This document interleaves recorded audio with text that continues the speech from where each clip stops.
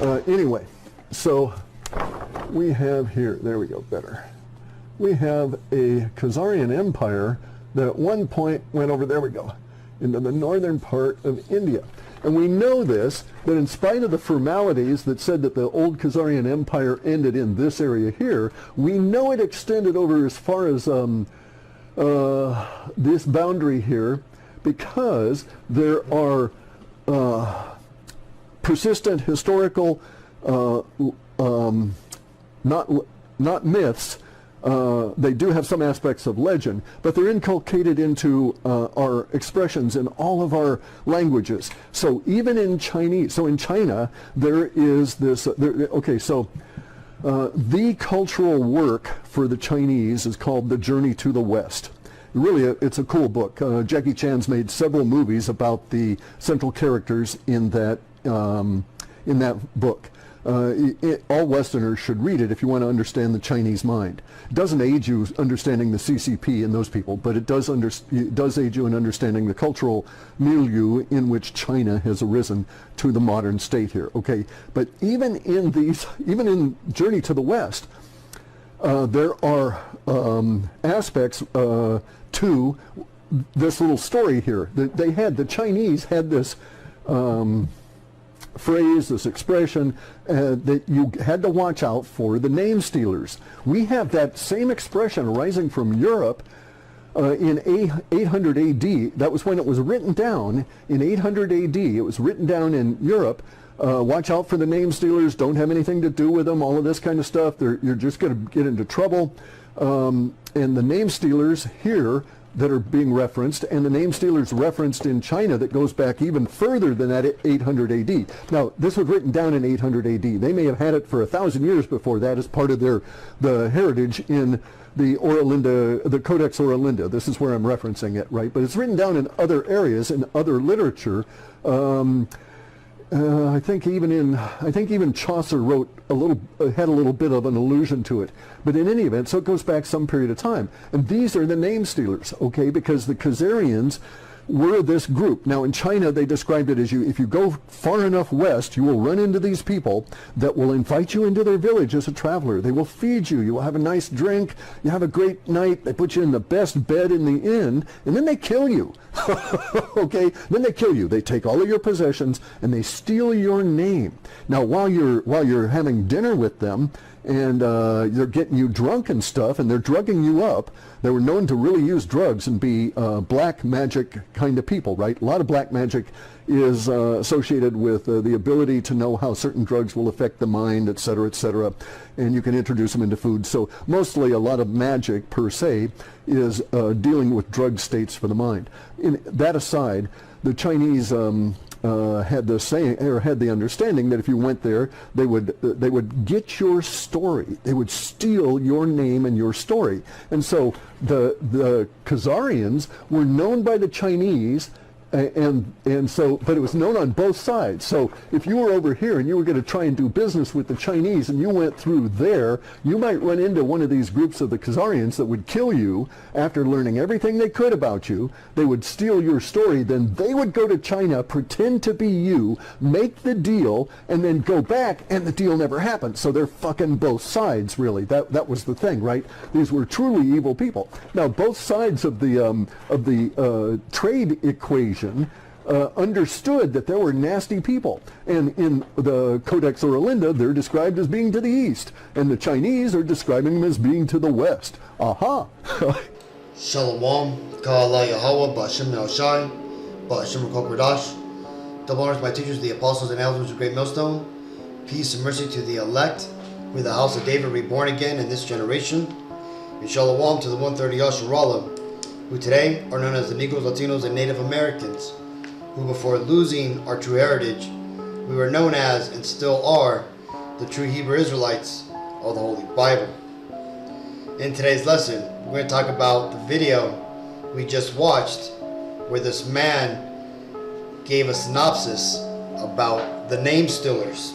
And if you haven't caught on to who the name stealers are, this would be the people that refer to themselves today as the so-called Jews, okay, or Israelis, right? We refer to them as the small hatters, but Secularly or in history, as that man was saying, they were known as the Khazarians, okay, or you could call them Edomites, which is what they're biblically known as, and specifically the Edomites of the tribe of Amalek, Amalek being the top tribe of Edom.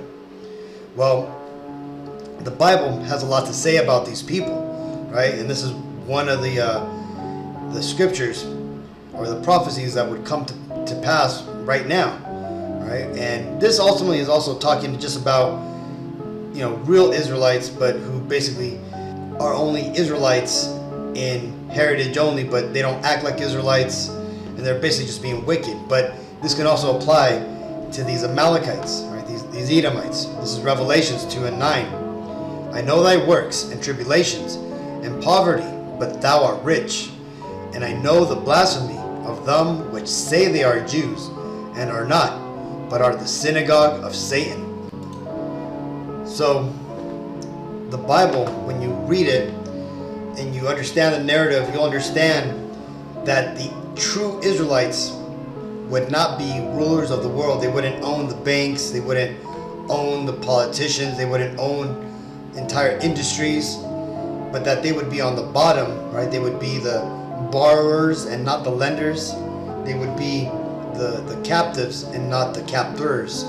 Okay? And when you look at the people today who the world refers to as the Jews, the people right now who are committing these war crimes, you'll see that they do not fit the prophecies, though they claim to be the chosen people, right? But that only happens in front of the cameras. You see, behind the cameras or behind the curtain, these people, and at the very top of their leadership, like the Rothschilds, the Pulsar family, and all the higher, ruling class families, they understand what's really going on. They understand that their lineage goes back to Cain, right? Through Esau, who was Cain in the reincarnation, right? They understand, who they are, that they're the Edomites, and that this is their heaven.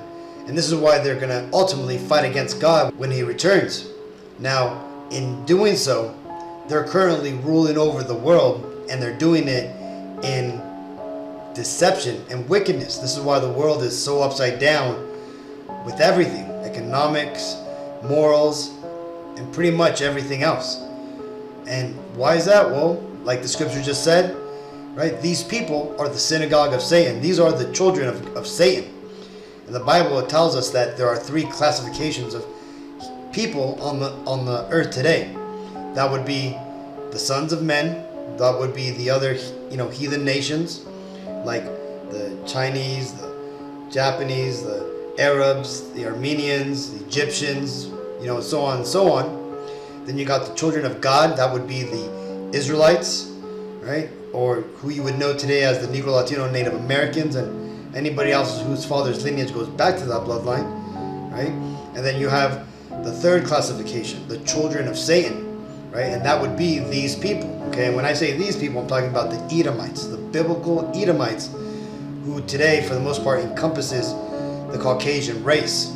Now, there are a lot of so-called white people out there that consider themselves white, but are not. And these people would be, for example, like Italians, or Greeks, or Irish, right? All these people believe they're white, but when you trace back their lineage, they don't go back to the Caucasian bloodline, right? The bloodline of Edom. But they have the same pigmentation, you say, right? But that's because these Edomites, they are blessed with the sword. And because of that, they have conquered the majority of the continents and have subjected all the people to their will. And what that means is that they have spread their seed into the other nations, hence lightening up everybody's skin tone. Now, that being said, let's just read real quick.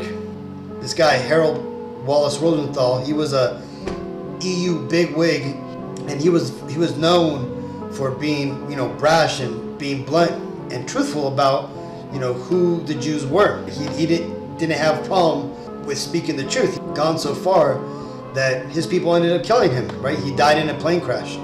So he says, most Jews do not like to admit it, but our God is Lucifer, and we are his chosen people, right? So again, they understand that they are the children of Satan. Now, as that man said in the video in the very beginning, the Khazarians, they were basically in the Eastern Europe area, okay? Basically where you see Ukraine today. And why were these people, how did Edom get in this area? Well, just to the south of the Khazarian border are the Caucasus Mountains. And when you understand what happened before these people started to refer to themselves as the Khazarians or the Caucasians, they used to inhabit Rome, right? These were the Macedonians, or basically the Edomites had taken over Greeks, right? Because remember, Greece was originally a Japhetic nation, right? Edom, known at that time as the Macedonians with Alexander the Great, took over, for the most part, the known world, took over the Greeks, became the Egyptians, became the Iranians or Persians back then, right? And they also became the Romans, okay, down the road. Well, eventually what happened is after 70 AD, the Romans had brought in all the Israelites of the southern kingdom, not all of them, but they brought in, I think it was like 100,000, or basically the Roman slave markets were filled with so-called Negroes, right? Jews, right? The Judeans, which again you would refer to them as so-called Negroes, okay? And these slaves eventually won their freedom, and in about 200 years they had gained places of prominence within Rome, and eventually they became emperors and rulers over the entire Roman system. And this ultimately drove the Edomite Romans out of Rome, and they fled up north to the Caucasus Mountains. This also fulfilled the prophecy about how Satan was going to be locked up with a great chain and bound for 1,000 years. Well, that happened from about 200 to 400 AD to about the time when they came out, which was 1200 to 1400 AD, right? Which is when the Renaissance ultimately happened. Renaissance meaning the rebirth, right? Rebirth of what? The Edomite power structure. Well, the first remnants of Esau coming out of the Caucasus Mountains were these Khazarians, right? Which is basically the tribe of Amalek, the top tribe of Edom, who had started to call themselves the Khazarians, right? They also referred to themselves as the serpent people. They tended to have very sketchy relationships with the surrounding nations. As you heard it, the Chinese or the Moabites in the east refer to these people as the name stealers, okay? And the Europeans, which would have been basically Judah, or descendants of Judah and that bloodline that were the rulers of Europe in that time, they referred to the Khazarians as Shiesty and conniving. So ultimately what happened is, down the road, this identity was known all around, okay? And this is why the Khazarians, through their king, which you see him here, Kagan Bulan, who was in rulership around 740 AD, finally knew that he had to do something to make sure that they survived the hostile nations that were surrounding them. Because again, to the east they had the Islamist, religious and countries that followed that religion, and then to the west you had the Christian nations, right? The Byzantine Empire, the Holy Roman Empire, and all these other, European empires that were on the west coast. Well, Khazarians, they were pagans, right? They were basically Satan worshippers, the enemies of both of these religions. So ultimately what happened is that Kagan Bulan, well, let's just read it. It says Bulan was a Khazar king, right? Khazar just means king. So was a Khazar king who led the conversion of the Khazars to the Judaism in 740 AD. Surrounded by Muslims and Christian forces, being a pagan nation made him a target for invasion. For safety, he decided to convert his kingdom to a neutral belief of Judaism. And since the original Hebrew people were lost, taking their identity and hiding its pagan rituals and language within the Hebrew characters, which is known as Yiddish, would be easy. In the Schechter letters, Khazar king Joseph traces his lineage back to King Bulan and explains the reform of Khazar ruler Obadiah, responsible for much of the kingdom's Jewish conversion. Today, so-called Jews are descendants of the Khazars and have no blood ties to the Hebrews of the Bible. They have cleverly hidden their identity from the outside world while inwardly continuing their pagan worships of their god Remphan, also called Molech, worshiping the star of Remphan, which they now call the Star of David, and was the seal used to identify Khazariah.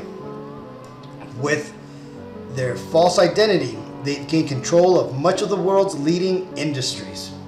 And so, like it said, the Star of Remphan, or basically what they refer to today as the Star of David, it actually goes back to the Khazarian people.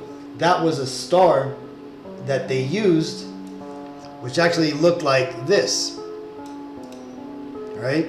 And you can see it here on the sigils, but this was basically the star that the Khazarians used, okay? And the Schechter letters that were referred to in that paragraph are these, right?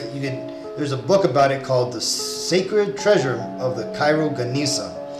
You see, these Edomites, they have a ritual where anything that has Hebrew writing on it, they consider it too holy to throw away, right? Hence making an idol of writing. So what they do, instead of throwing it away, they basically store it in the attic of their synagogues, right? Or what they refer to as Ganesas, right? And right here you can see, an example of this, where they're basically putting writings, things that they don't need anymore, to basically, store it for future posterity. Well, here are some examples of some of these writings that were stored in this ancient, synagogue or Ganesa, which was in Egypt, in Cairo. And right here, you see the man, Solomon Schechter, who was a Cambridge University professor in the late 1800s. Well, you see him here going through these piles of writings, and he was basically discerning what was written in them. And in these writings, he actually found a note, right? And let's actually read what he found. It says, the Schechter letters are a collection of papers found in a Cairo Ganesa and has Khazar correspondence from 950 AD between Hasdai ibn Saprut, former secretary of the Caliph in Cordova, right? This guy here, right? Oh, I'm sorry, this guy here, right? This Edomite Khazar, who was basically the diplomat, or like the vizier of the Arab Caliph, right? The Arab king, right, at the time. It says foreign secretary of the Caliph of Cordoba, and Joseph Kagan of the Khazars. So this man here wrote to the Khazarian king at that time, whose name was Joseph Kagan, right? It says, it gives both an account of the Khazar conversion to Judaism and of its progress in subsequent generations, as well as detail of the fall of the Khazar Empire in 969 AD.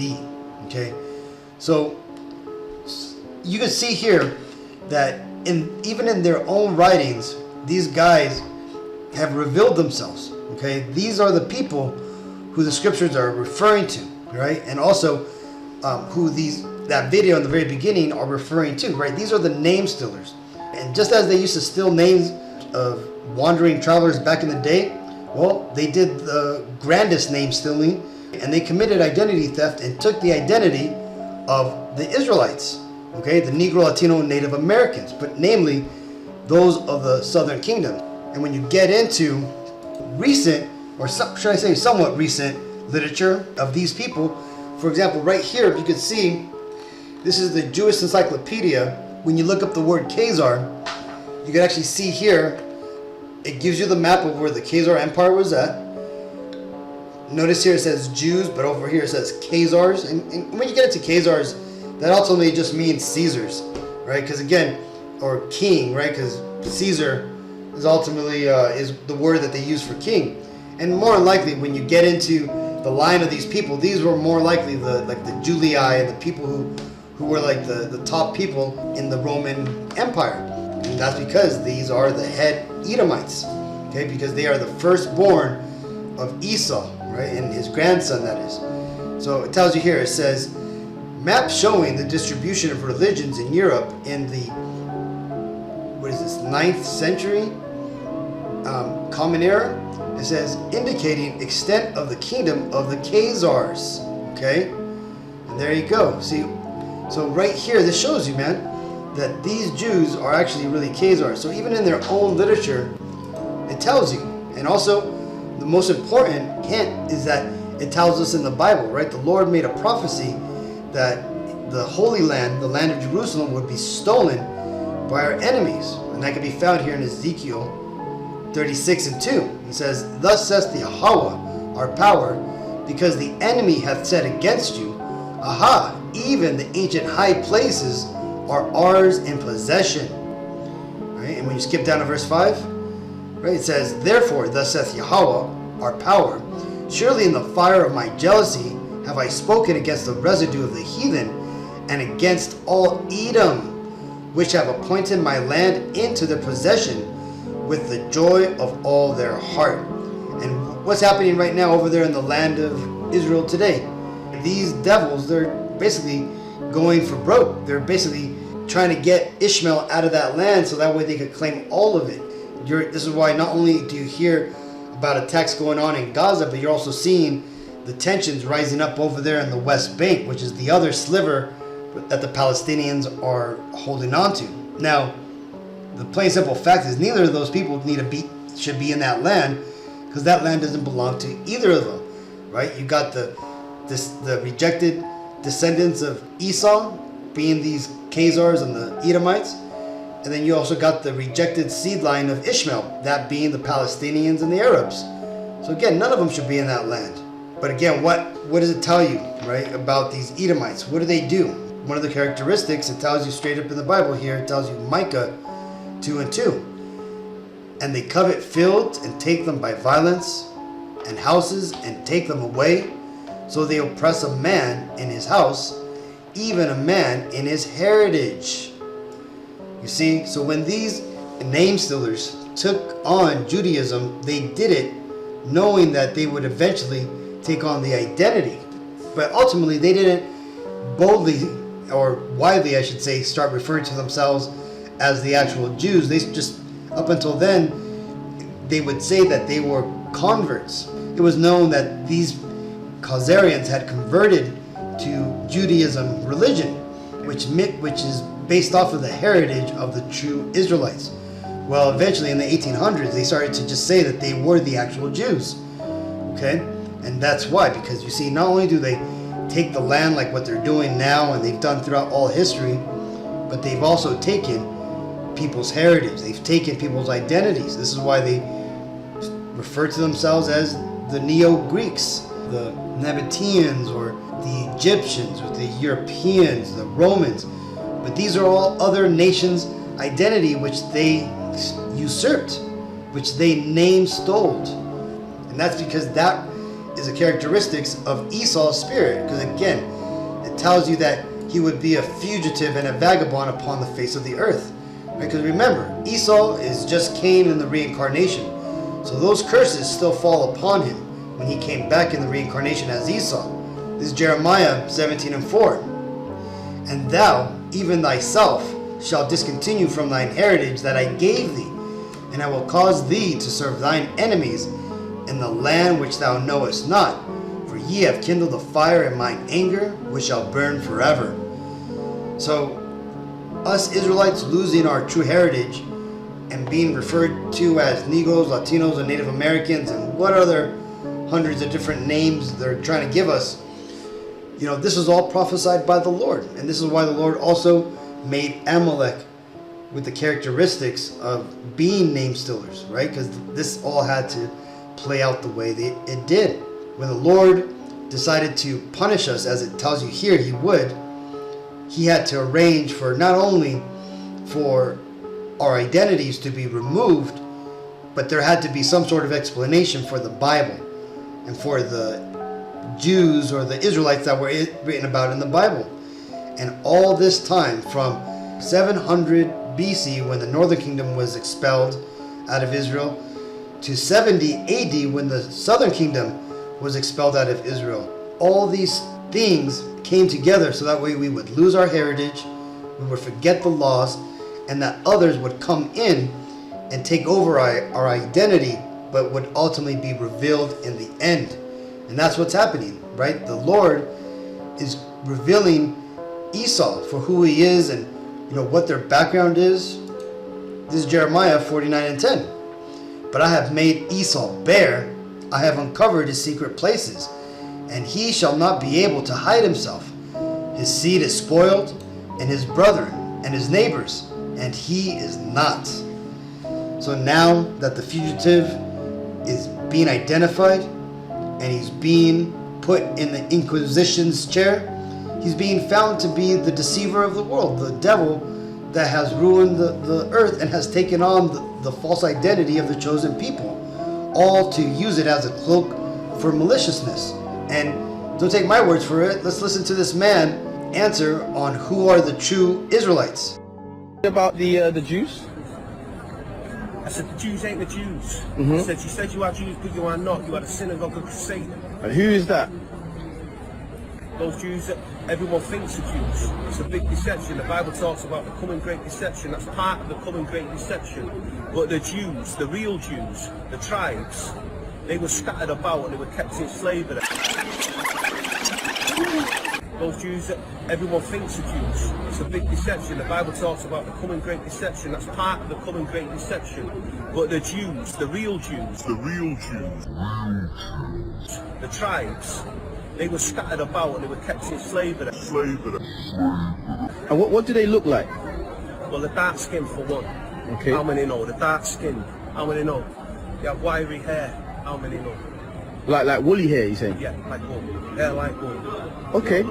It's written in scripture. I mean, we just overlook it because we're taught a westernized version of Christianity.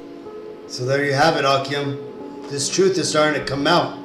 And the beautiful thing is that it's not just your random fringe Negro, Latino, Native American that knows the secret, but now you're starting to see your average Jake, right? Your average rapper, athlete, movie star, pastor, and mom and pops knowing this truth, right? Though they may not grasp the severity of it or the importance of it, they understand who the Israelites are.